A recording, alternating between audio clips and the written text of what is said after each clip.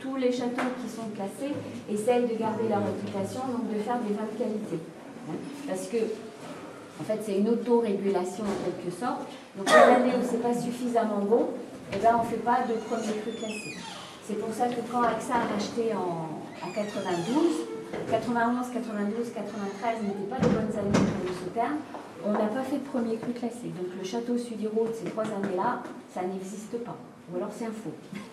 Voilà.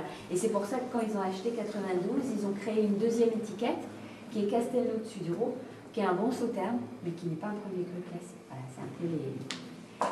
Bon, bah, plus que 25 hectos à l'hectare. Donc ici, dans les premiers crus, on n'atteint jamais même 20 hectos. On n'y fait jamais. Voilà.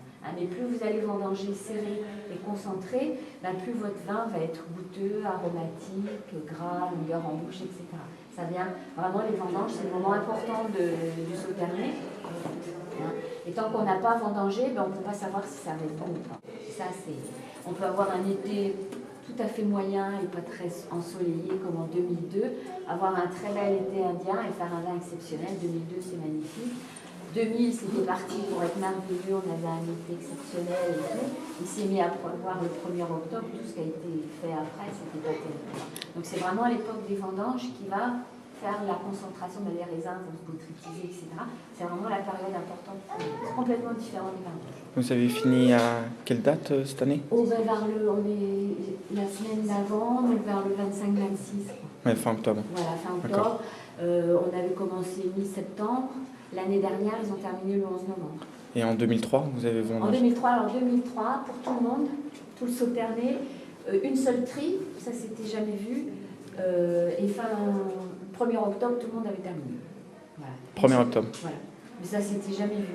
Avec la canicule, tout était mûr, on a eu 2-3 orages, tout a botrytisé, ça a atteignit des niveaux d'alcool pas possibles.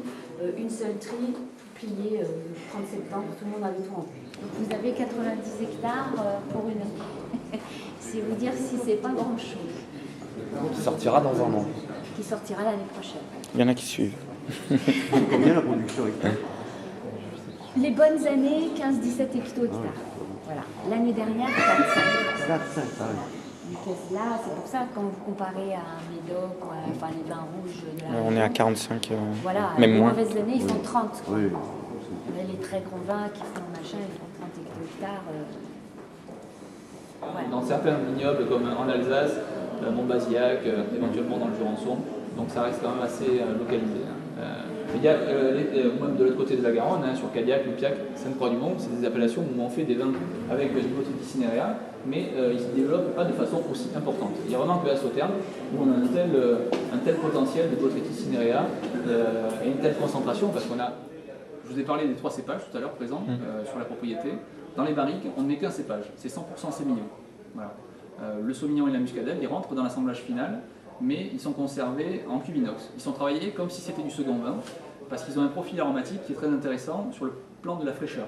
Alors, on est sur des notes agrumes, donc ça va du citron au pomelo, et on a également une large palette fruits exotiques. Et le bois, des fois, ça enlève un petit peu cette fraîcheur voilà. qu'on peut retrouver dans des cépages tels que... Exactement. Et un Sauternes sans fraîcheur, mais en fait c'est pas bon, c'est très lourd. C'est ce qu'on reproche un petit peu au Sauternes d'ailleurs. Exactement. Voilà. Donc nous, on va dire que c'est un petit peu notre touche de fabrication. C'est vrai que les Sauternes manquent cruellement de fraîcheur, hein. C'est leur gros souci, c'est pas des Jurançons, c'est pas des vins d'Alsace, qui eux, de par leur terroir, ont une minéralité, une fraîcheur naturelle, hein, je veux dire.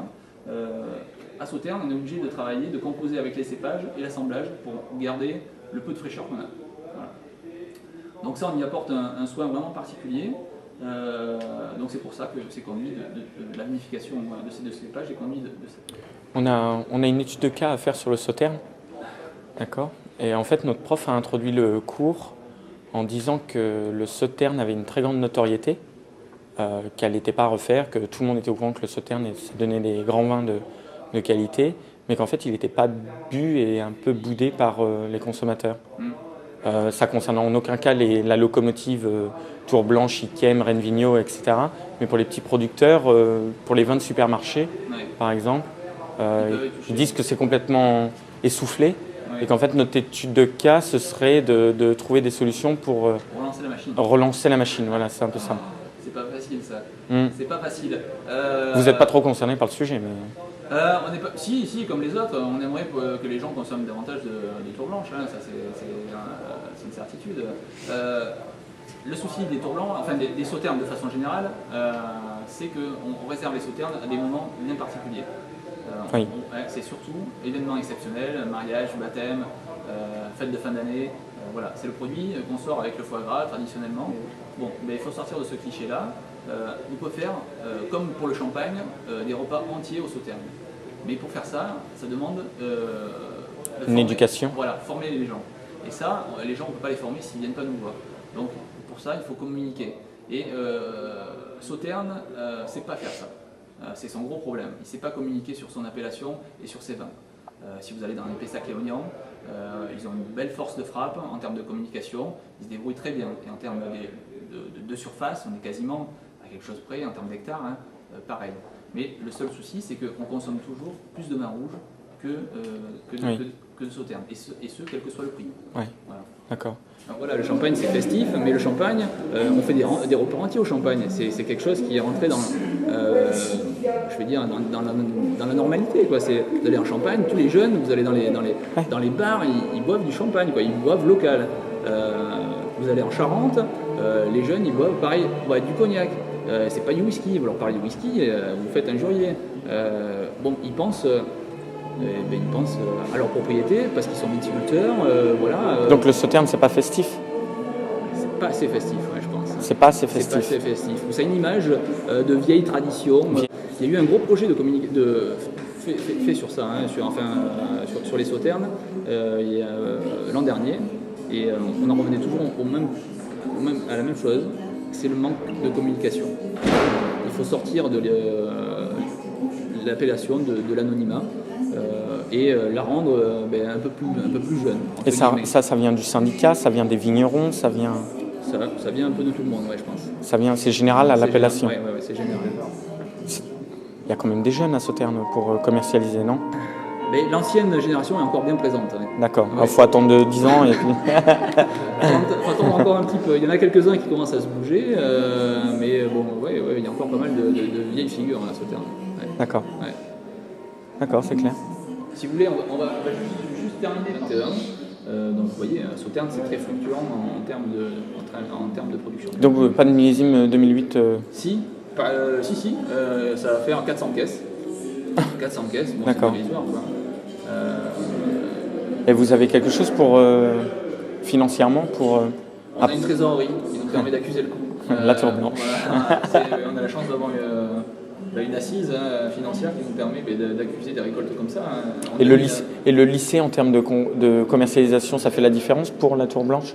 Non, parce qu'en fait, le lycée et la tour blanche, c'est quand même deux choses, si vous voulez, différentes. Hein. D'accord. L'ensemble de l'exploitation, elle fonctionne, elle a beau appartenir à l'État, elle fonctionne avec des salariés de contrats de droit privé, donc comme dans toutes les une majorité en tout cas des exploitations. Alors que la partie école, elle fonctionne avec les subventions de l'État et c'est que des administratifs, c'est que des fonctionnaires si vous voulez. Donc c'est deux choses différentes. Voilà. On a deux budgets séparés.